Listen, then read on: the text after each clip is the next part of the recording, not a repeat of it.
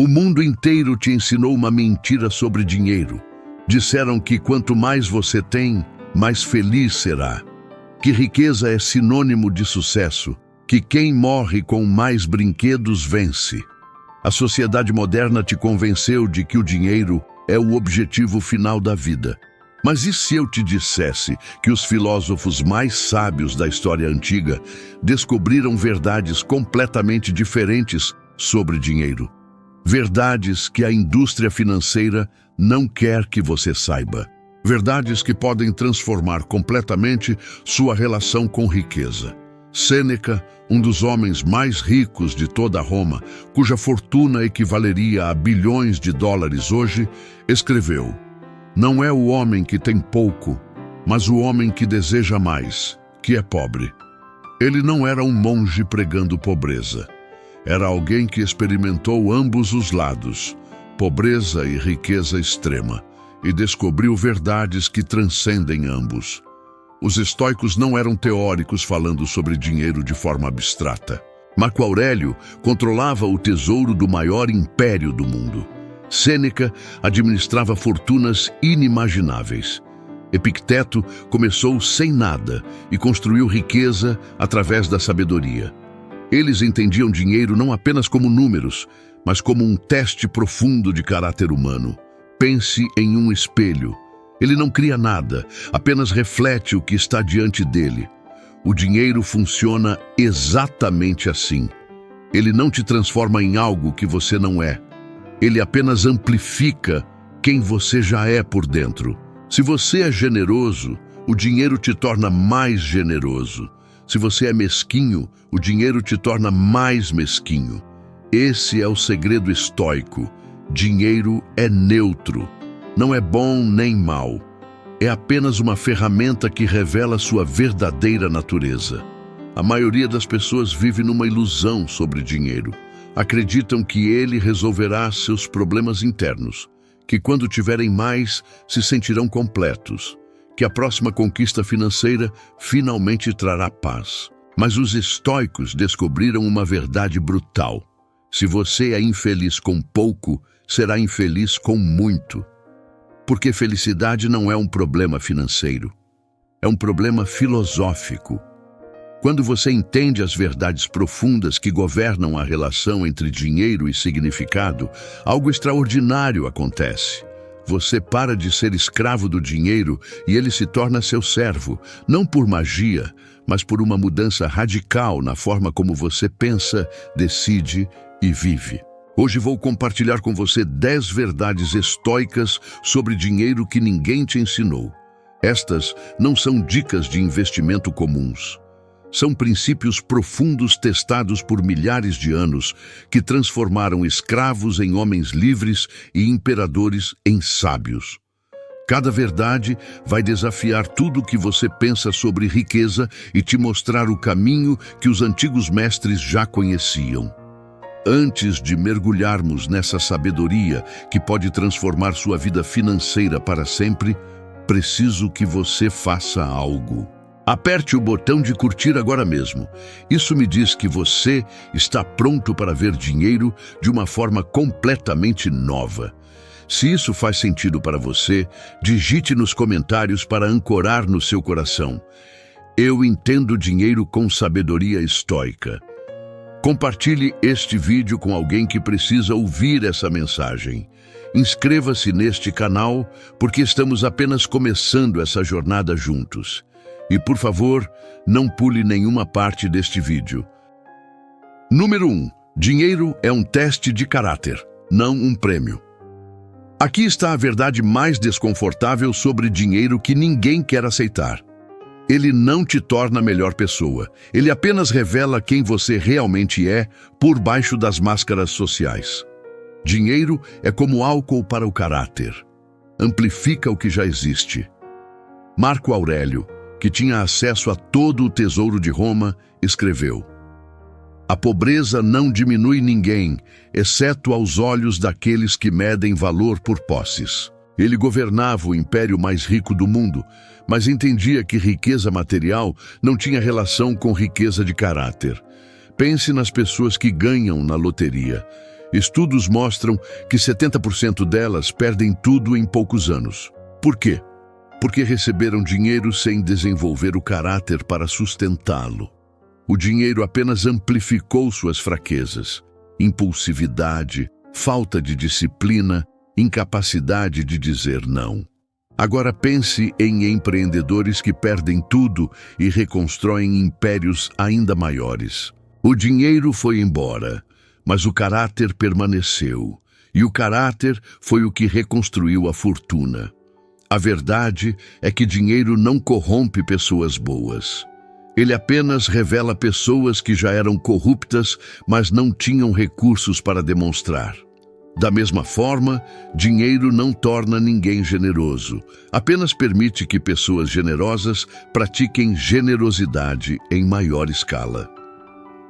Sêneca observava isso em Roma constantemente. Ele via senadores que antes pareciam nobres se tornarem monstros quando recebiam poder e riqueza, e via escravos que mantinham dignidade e virtude mesmo sem posses. E concluiu: a riqueza é a escrava do homem sábio e a senhora do tolo. Isso significa que quando você busca dinheiro, está na verdade buscando um teste que vai revelar se você tem paciência ou ganância, disciplina ou impulsividade, generosidade ou mesquinhez, sabedoria ou tolice. E aqui está o que separa quem passa no teste de quem falha: preparação interna antes da abundância externa. Você constrói caráter quando não tem dinheiro, e quando o dinheiro chega, esse caráter determina se você o multiplica ou destrói. Epicteto ensinava: riqueza consiste não em ter grandes posses, mas em ter poucos desejos. Ele sabia que a verdadeira preparação para a riqueza externa é riqueza interna: autocontrole, clareza de valores, propósito além do material. Então, antes de buscar mais dinheiro, pergunte-se: que tipo de pessoa eu sou agora? Se eu tivesse 10 vezes mais recursos amanhã, quem eu me tornaria? Essa honestidade brutal é essencial, porque dinheiro nas mãos de alguém sem caráter é como uma arma nas mãos de uma criança. Pode causar dano enorme, principalmente a si mesmo. Mas dinheiro nas mãos de alguém com caráter desenvolvido se torna ferramenta de transformação, não apenas pessoal, mas coletiva. A partir de hoje, trate cada real que entra como um teste de como você usa poder, um teste de suas prioridades reais, um teste de quem você é quando ninguém está vigiando. E trabalhe no seu caráter com a mesma intensidade que trabalha na sua conta bancária. Porque no final, seu caráter é a única riqueza que ninguém pode tirar de você.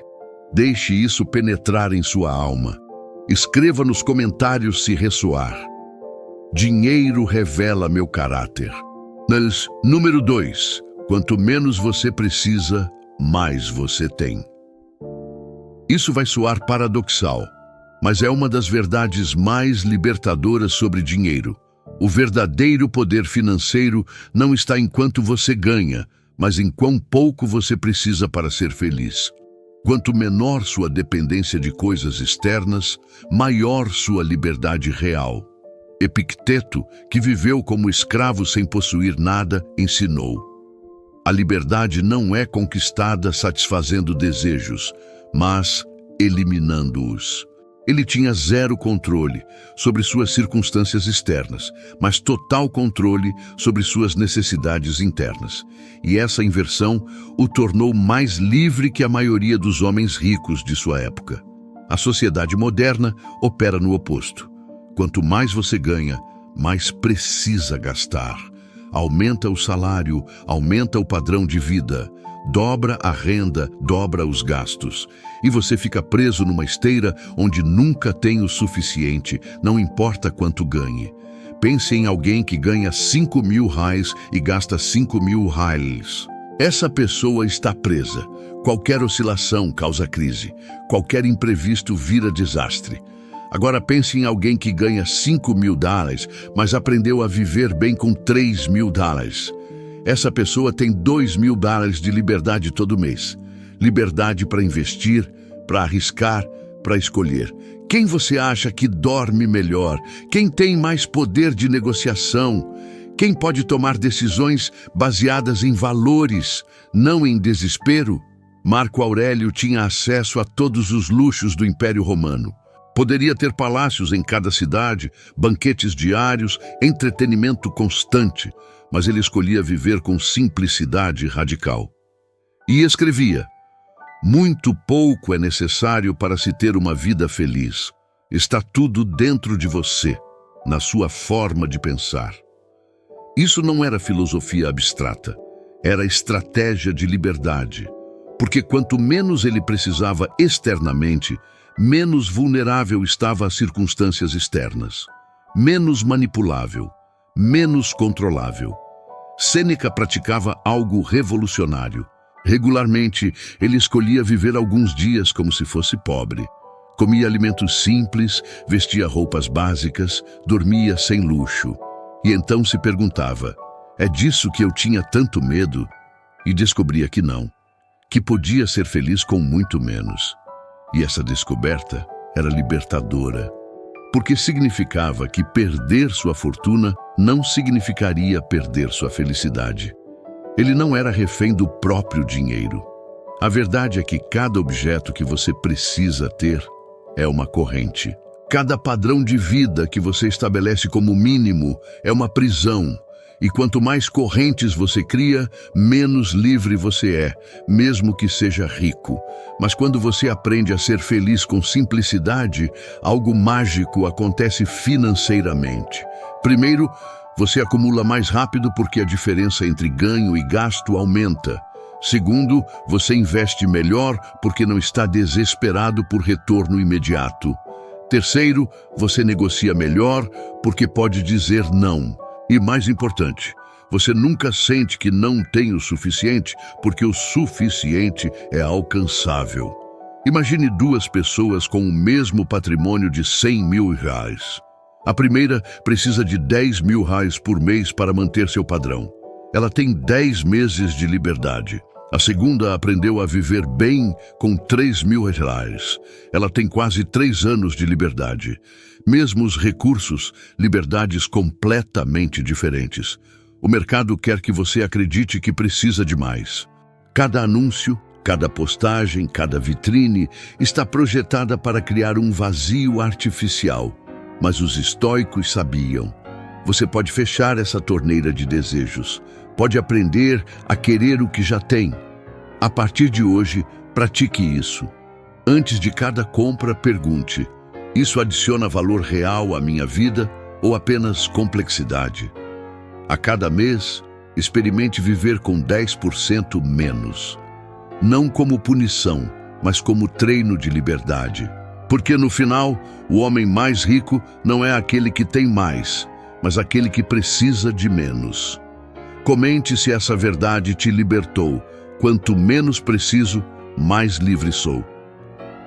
Número 3. Dinheiro segue valor criado, não esforço investido. Aqui está uma verdade brutal que destrói a crença mais comum sobre dinheiro. Trabalhar duro não garante riqueza. O mercado não paga pelo seu esforço, paga pelo valor que você cria. E há uma diferença gigantesca entre os dois. Sêneca observava trabalhadores em Roma que suavam 12 horas por dia carregando pedras e ganhavam o mínimo. E via comerciantes que trabalhavam 4 horas organizando trocas e ganhavam fortunas. A diferença? Valor criado, não esforço investido. Ele escreveu: não é o trabalho que nos faz ricos, é a sabedoria de criar valor onde outros veem apenas trabalho. O estoicismo nunca glorificou trabalho árduo por si só. Glorificou trabalho inteligente, alinhado com criação de valor. Pense em alguém cavando buracos e tapando de novo. Pode ser o trabalho mais duro fisicamente, mas cria 0 valor. Então, recebe 0 compensação. Agora pense em alguém que resolve um problema que afeta milhões. Pode nem suar, mas criou valor imenso. E o mercado recompensa proporcionalmente. A maioria das pessoas está presa na mentalidade de trocar tempo por dinheiro. Pensam, quanto mais horas eu trabalhar, mais vou ganhar. E isso funciona até certo ponto. Mas tem um teto, porque você só tem 24 horas por dia. E quando essas horas acabam, sua capacidade de ganhar acaba também. Mas quando você muda para a mentalidade de criar valor, não há teto. Porque valor pode ser criado uma vez e distribuído infinitamente. Um professor numa sala atinge 30 alunos.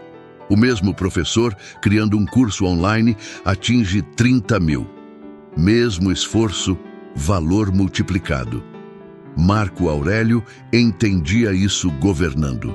Ele não media a produtividade de conselheiros por horas trabalhadas, mas por qualidade de decisões.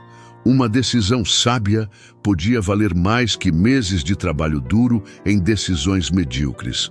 Epicteto ensinava: não é o que acontece com você, mas como você reage que importa. Aplicado a dinheiro, não é quantas horas você trabalha, mas quanto valor você cria nessas horas que importa.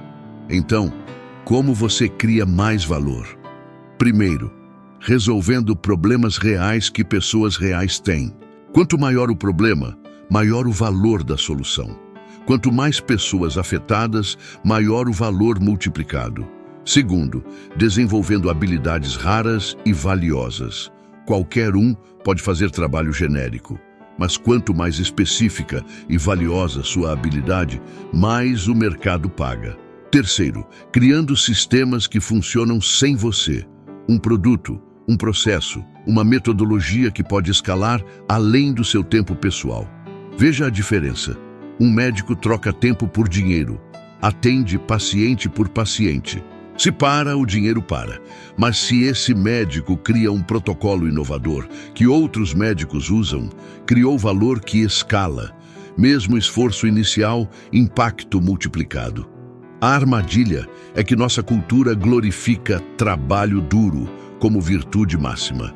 E trabalho duro é importante, mas apenas quando direcionado para a criação de valor real. Trabalho duro na direção errada é apenas desgaste sem retorno. Sêneca tinha uma fortuna imensa não porque trabalhava 18 horas por dia, mas porque entendia valor. Investia em negócios que criavam valor para Roma. Aconselhou imperadores criando valor político. Escreveu obras que criaram valor filosófico por milênios. A partir de hoje, antes de trabalhar mais, pergunte: estou criando mais valor ou apenas mais movimento?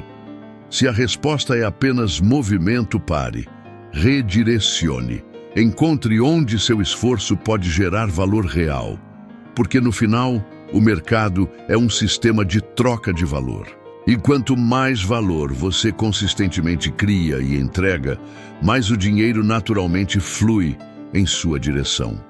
Não como resultado de horas, mas como resultado de impacto.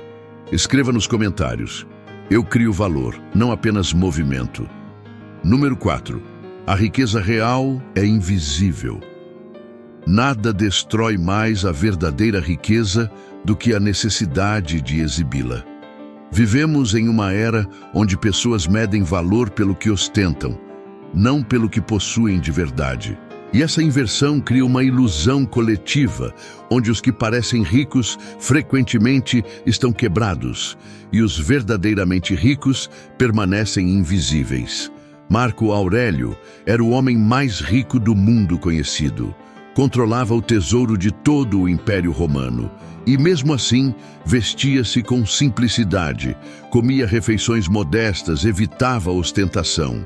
Ele escrevia: a verdadeira riqueza não precisa ser anunciada. Ela é sentida internamente, não exibida externamente. Por quê? Porque ele entendia algo que Instagram e TikTok tentam nos fazer esquecer. Riqueza exibida é riqueza desperdiçada. Cada real gasto para impressionar outros é um real que não está trabalhando para você. Pense em duas pessoas com a mesma renda de 10 mil reais. A primeira gasta 9 mil reais, mantendo aparências, carro financiado, roupas de marca, restaurantes caros, viagens para postar. No final do mês, tem 1 mil reais de riqueza real. A segunda gasta 4.000 reais, vivendo bem, mas sem ostentação. Tem 6.000 reais de riqueza real. Após um ano, a primeira tem 12.000 reais economizados. A segunda tem 72.000 reais.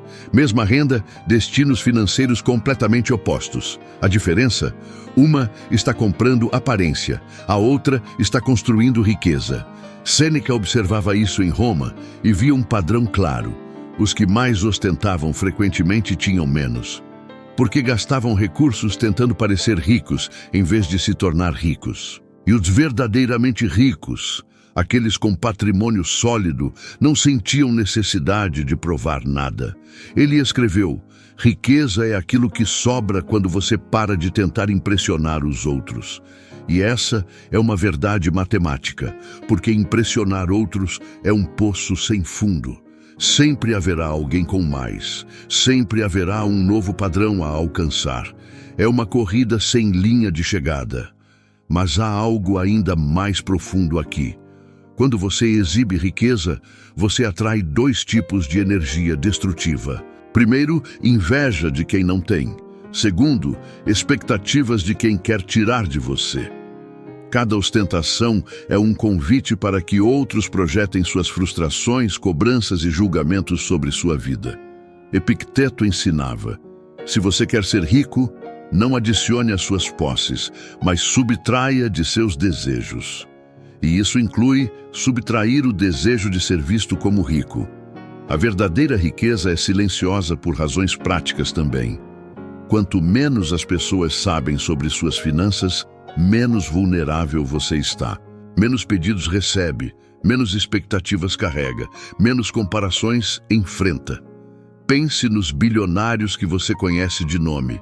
Quantos deles você vê postando fotos do carro novo todo mês? Quantos fazem questão de mostrar cada compra? Quase nenhum. Porque eles entendem, riqueza exibida é power fragilizado. Mas veja o padrão nas redes sociais. Pessoas alugando carros para fotos, fazendo dívidas para parecer bem, vivendo em apartamentos pequenos, mas postando de hotéis luxuosos. A necessidade de parecer rico é um dos maiores bloqueios para se tornar rico. Porque enquanto você gasta energia gerenciando imagens, não está investindo em substância. Enquanto gasta dinheiro em símbolos de status, não está acumulando ativos reais. E enquanto mede sucesso por likes, não está medindo por patrimônio. A partir de hoje, pratique riqueza invisível. Na próxima vez que tiver uma vitória financeira, resista ao impulso de contar para todo mundo. Guarde para si. Invista. Multiplique em silêncio. Faça o oposto do que as redes sociais incentivam.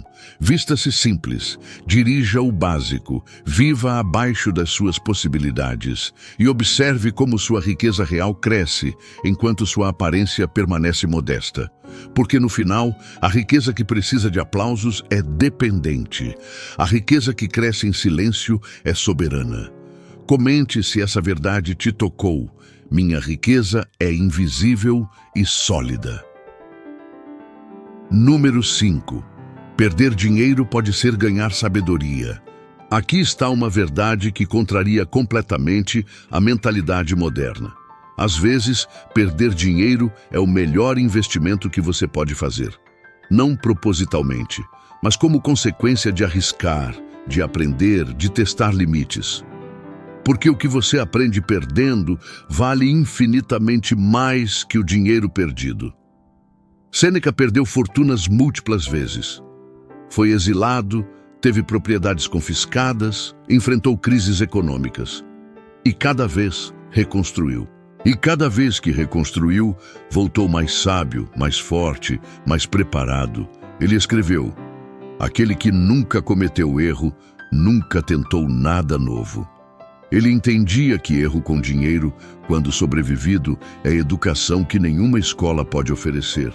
Porque quando você perde seu próprio dinheiro, a lição penetra em um nível que nenhum livro alcança. Dói. E a dor grava o aprendizado. Pense em alguém que nunca arriscou, nunca investiu, nunca empreendeu. Aos 60 anos tem um pouco de dinheiro guardado e zero sabedoria sobre como o dinheiro realmente funciona.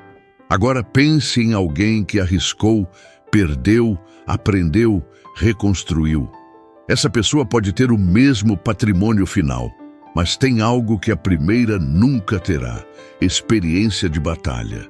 E experiência de batalha vale mais que capital protegido. Porque capital protegido pode ser perdido por circunstâncias, mas sabedoria conquistada através de perdas nunca pode ser tirada. Marco Aurélio enfrentava crises financeiras constantes governando Roma. Guerras esvaziavam o tesouro, pragas destruíam economias, e ele tinha que tomar decisões difíceis constantemente. E cada decisão, certa ou errada, o ensinava algo sobre gestão de recursos sob pressão extrema.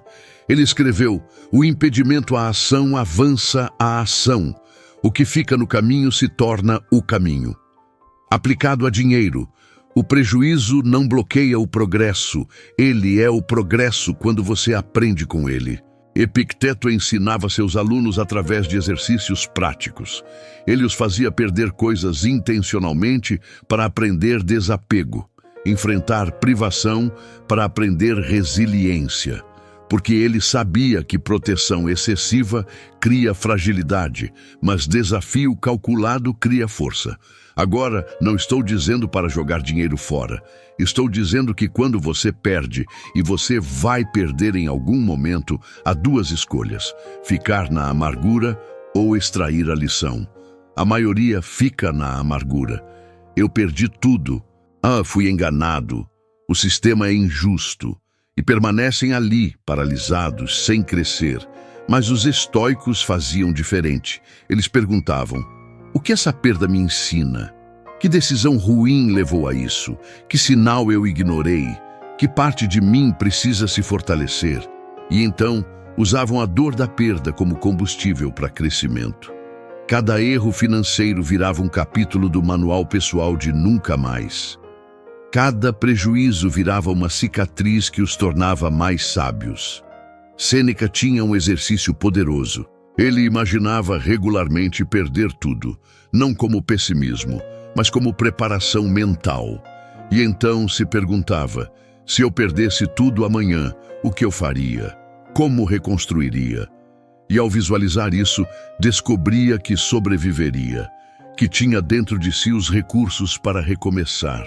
E essa certeza o libertava do medo paralisante de perda, porque ele sabia que mesmo o pior cenário era superável.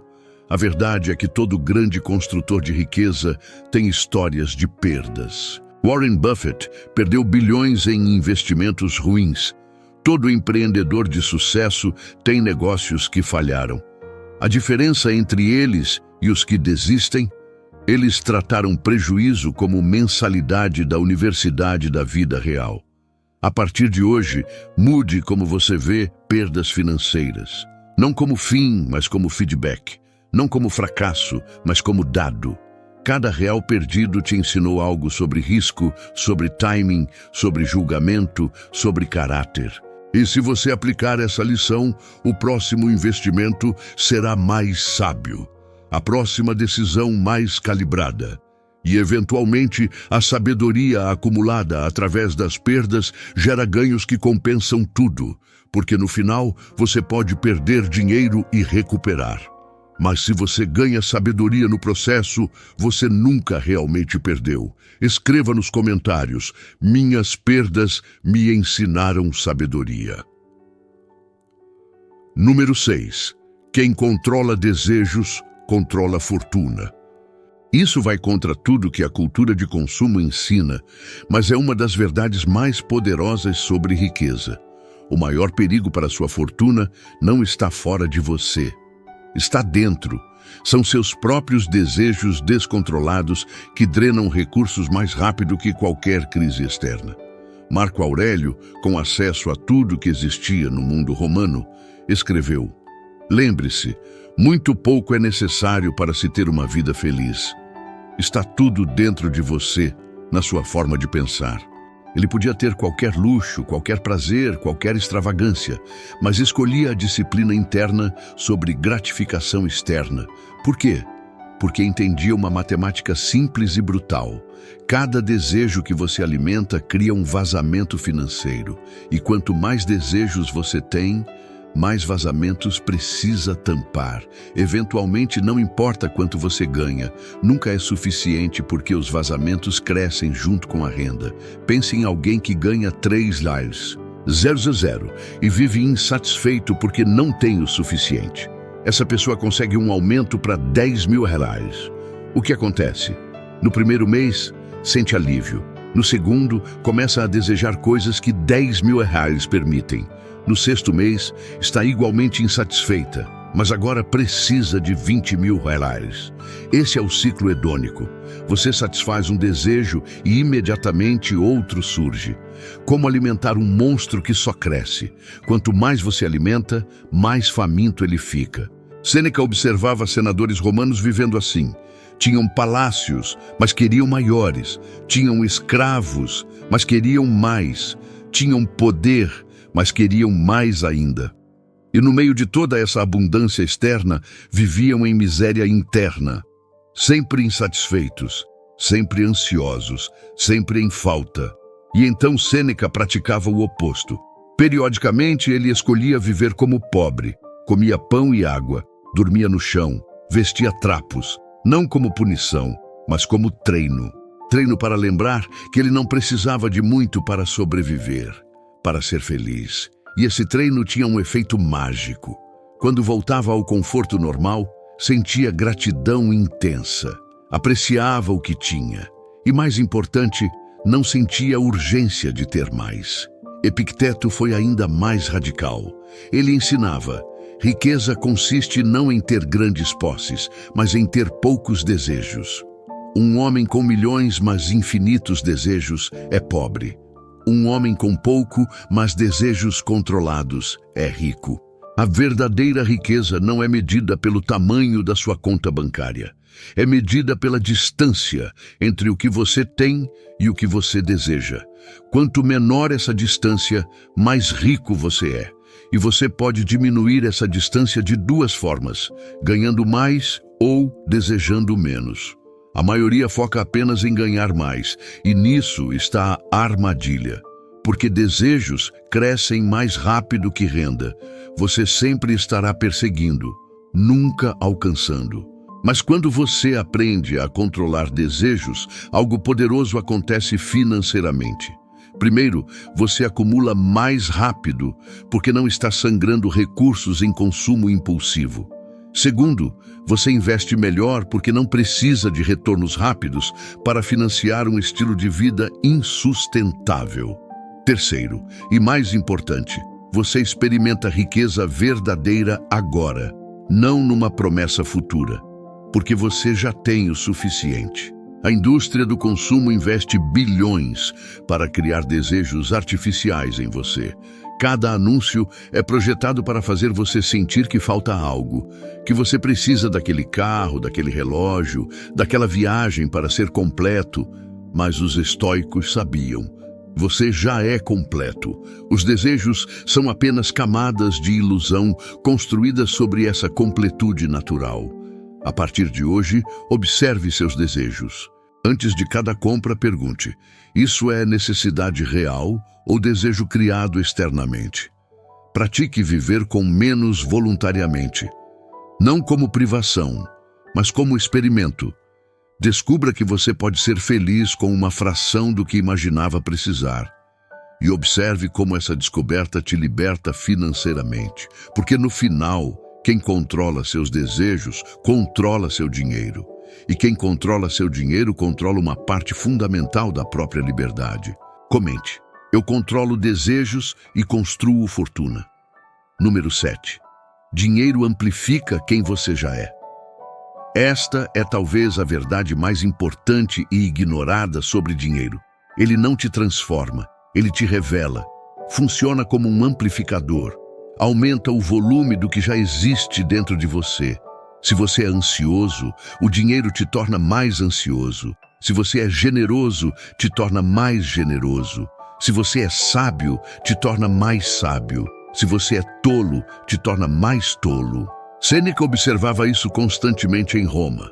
Ele via homens que pareciam nobres na pobreza se tornarem tiranos na riqueza.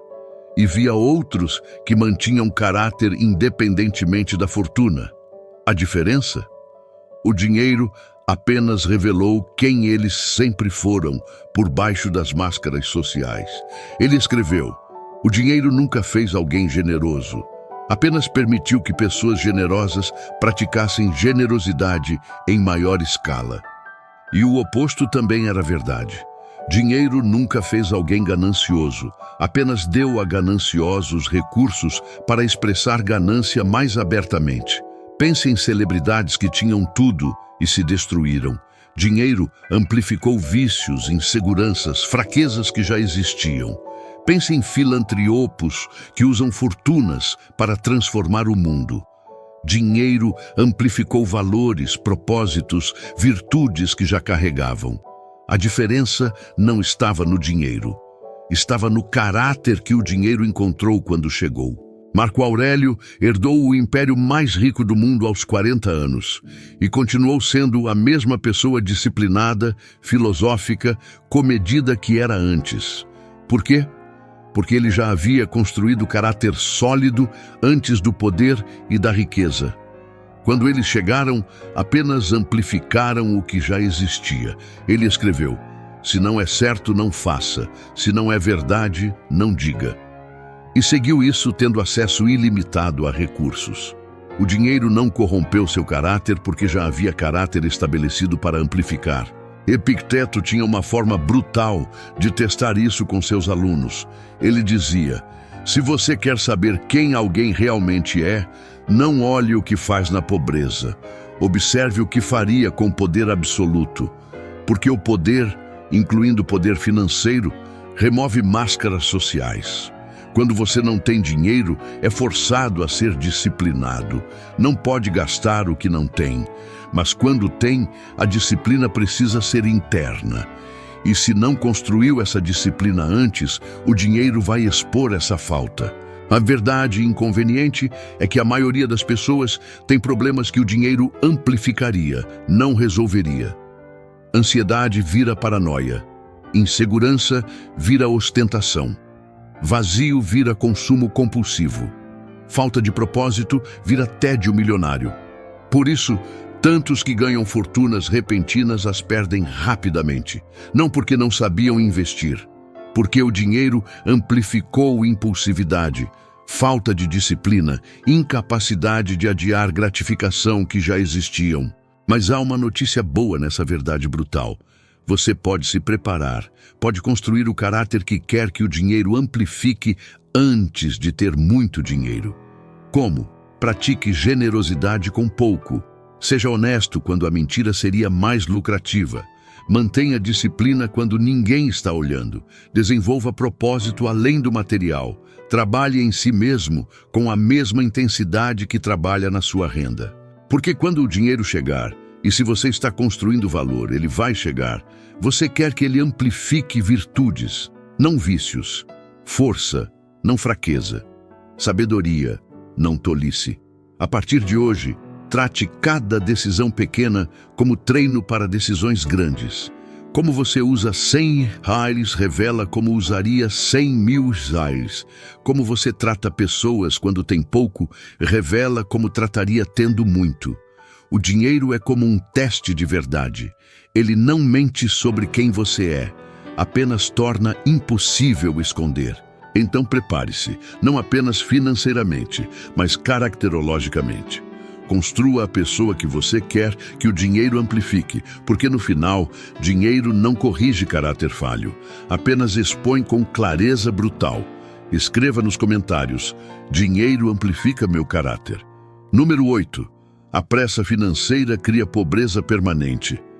Vivemos na era do dinheiro rápido. Esquemas de enriquecimento rápido. Promessas de multiplicar patrimônio em meses. Cursos vendendo transformação financeira instantânea.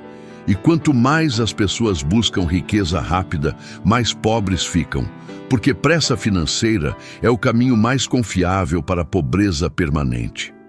Marco Aurélio governou Roma por quase 20 anos. Não construiu estabilidade em um dia, não resolveu crises econômicas com soluções mágicas. Ele praticava algo que o mundo moderno despreza: paciência estratégica.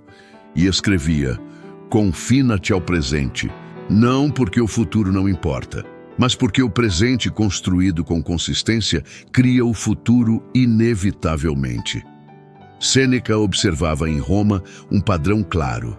Os que ficavam ricos rapidamente perdiam rápido, e os que construíam lentamente mantinham. Por quê? Porque riqueza rápida não vem com sabedoria, mas riqueza lenta é acompanhada por aprendizado a cada passo. Ele escreveu: nenhuma grande coisa é criada de repente. E isso inclui fortuna duradoura. Porque dinheiro conquistado rapidamente encontra alguém sem estrutura para sustentá-lo. Mas dinheiro construído pacientemente encontra caráter fortalecido pelo processo. Pense em alguém que ganha na loteria, recebe milhões da noite para o dia e em 5 anos está quebrado. Por quê?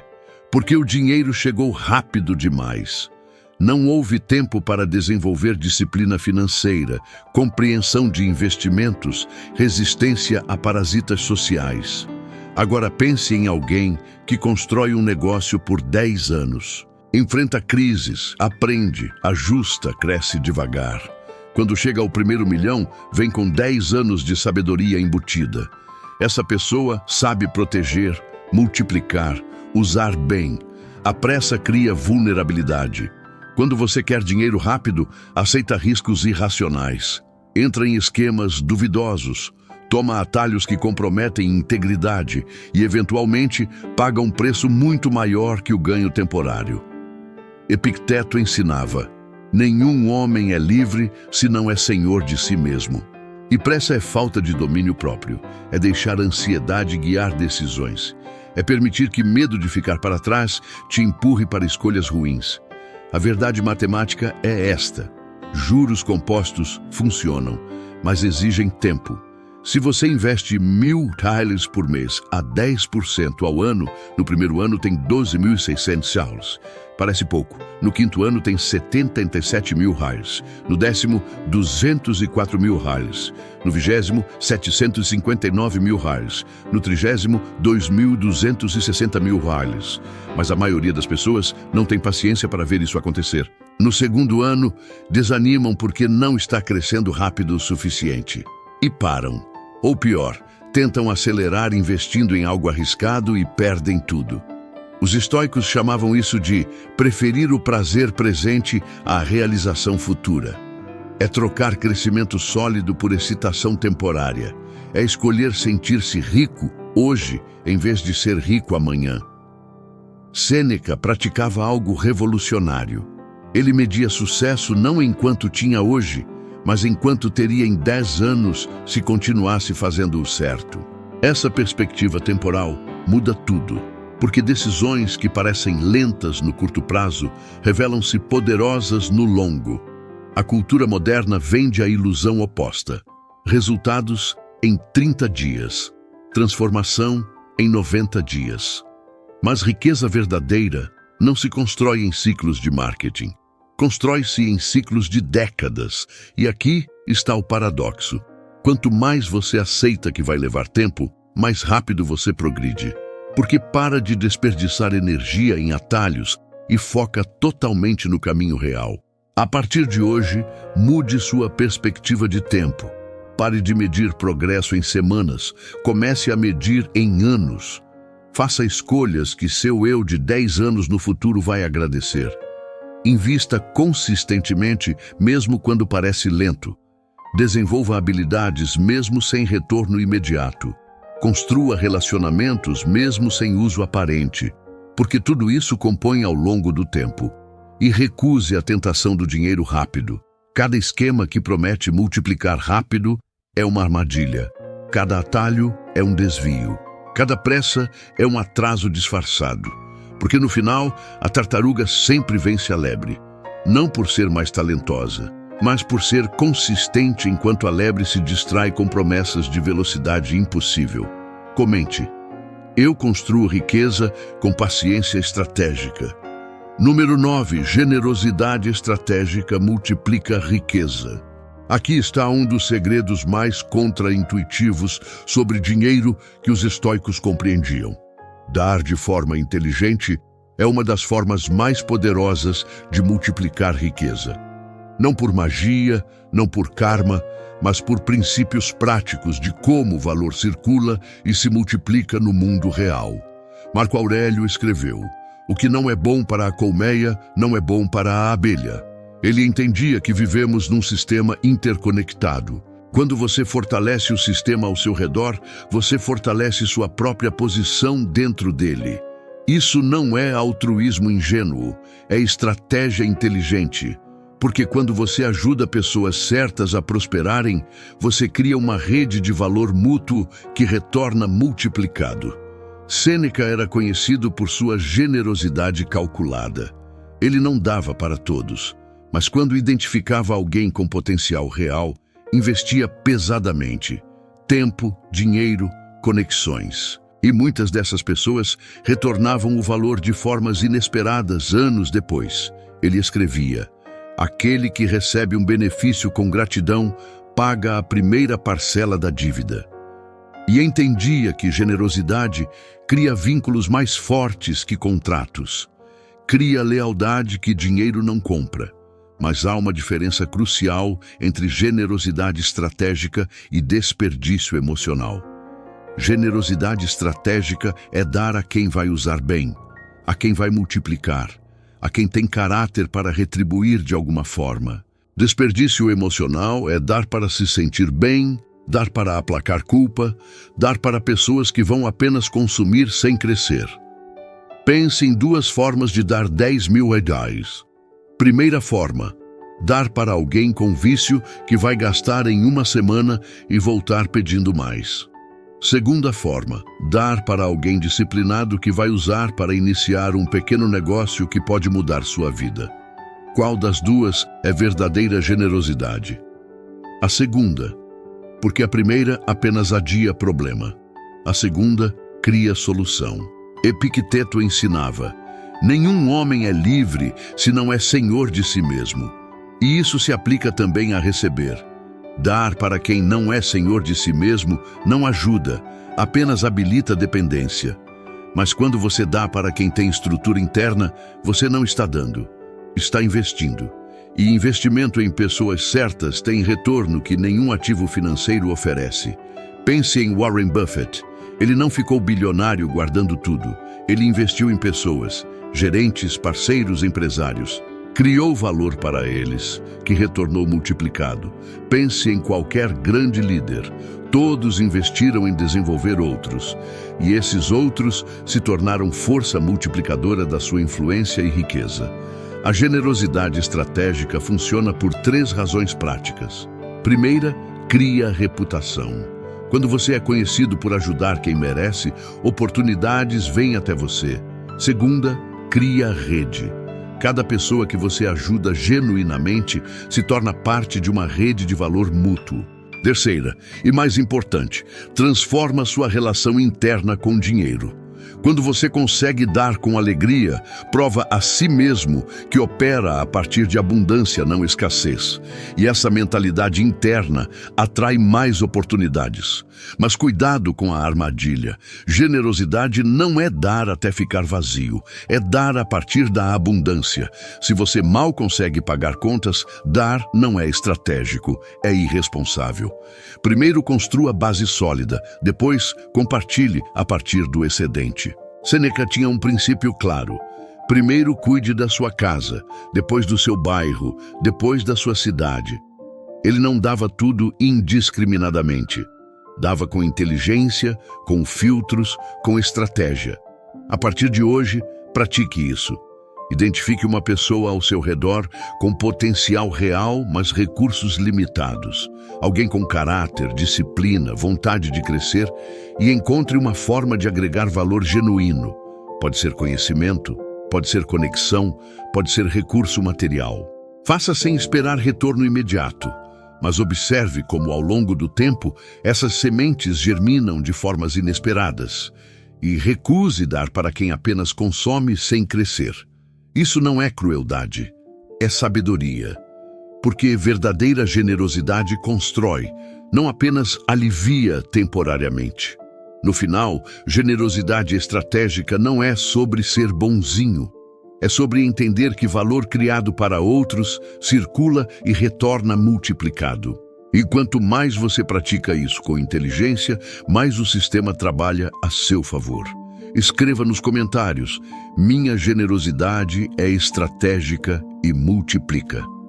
Número 10. Sua relação com o dinheiro revela sua relação com a vida. Esta é a verdade final e a mais profunda de todas. Os estoicos entendiam que dinheiro não é apenas uma ferramenta financeira. É um espelho que reflete sua filosofia de vida inteira. A forma como você lida com dinheiro mostra como você lida com medo, com desejo, com tempo, com valores, com propósito, com tudo que realmente importa. Marco Aurélio, olhando para o tesouro imperial, não via apenas ouro, via teste de caráter. Via oportunidade de praticar virtude, via responsabilidade e escreveu: a qualidade da sua vida é determinada pela qualidade dos seus pensamentos. E isso inclui os pensamentos sobre dinheiro. Se você vive ansioso sobre dinheiro, provavelmente vive ansioso sobre tudo. Se você é impulsivo com gastos, provavelmente é impulsivo em outras áreas. Se você acumula por medo, provavelmente toma muitas decisões baseadas em medo. Se você não tem clareza financeira, provavelmente não tem clareza de valores. O dinheiro apenas torna isso visível. Por isso, Sêneca dizia: a pobreza não consiste em ter pouco, mas em desejar mais. Porque a raiz não é financeira, é filosófica. É sobre como você vê abundância, suficiência, satisfação. Epicteto foi ainda mais direto: nenhum homem é livre se não é senhor de si mesmo. E sua relação com o dinheiro mostra imediatamente se você é senhor de si ou escravo de desejos, medos e pressões sociais. Pense nisso. Se você não consegue adiar gratificação financeira, provavelmente luta para adiar gratificação em outras áreas: comida, relacionamentos, entretenimento.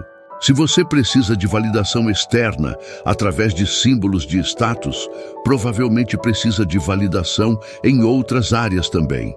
Sua carteira é sua filosofia em ação. Mostre-me como você gasta e eu te direi quais são seus valores reais.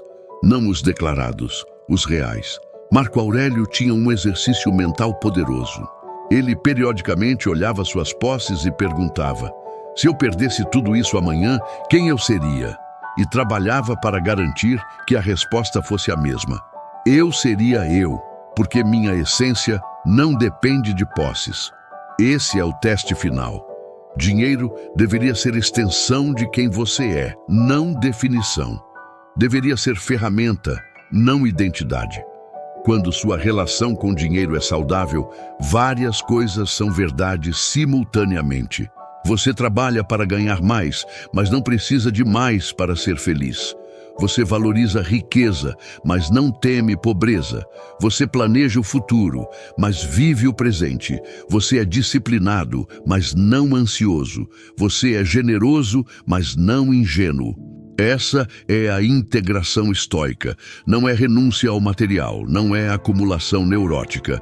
É relacionamento consciente com recurso que todos precisam, mas poucos entendem. A partir de hoje, use dinheiro como diagnóstico. Cada vez que tomar decisão financeira, pergunte: o que essa escolha revela sobre meus valores, sobre meus medos, sobre meu propósito? Se a resposta te incomoda, você acabou de descobrir algo importante sobre si mesmo e pode trabalhar nisso. Porque no final você pode ter todo o dinheiro do mundo e viver em miséria interna. Ou pode ter pouco e viver em paz profunda. A diferença não está nos números da conta, está na filosofia que governa sua alma. Os estoicos não eram contra a riqueza. Marco Aurélio era riquíssimo. Sêneca era bilionário em valores atuais, mas eles entendiam que dinheiro sem filosofia é perigo, e filosofia sem ação é fantasia.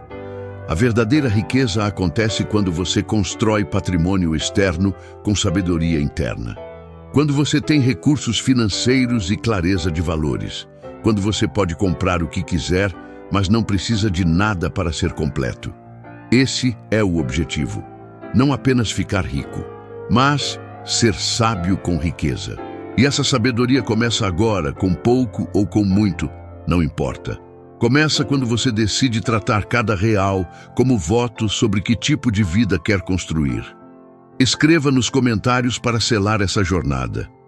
Minha relação com dinheiro reflete minha filosofia de vida.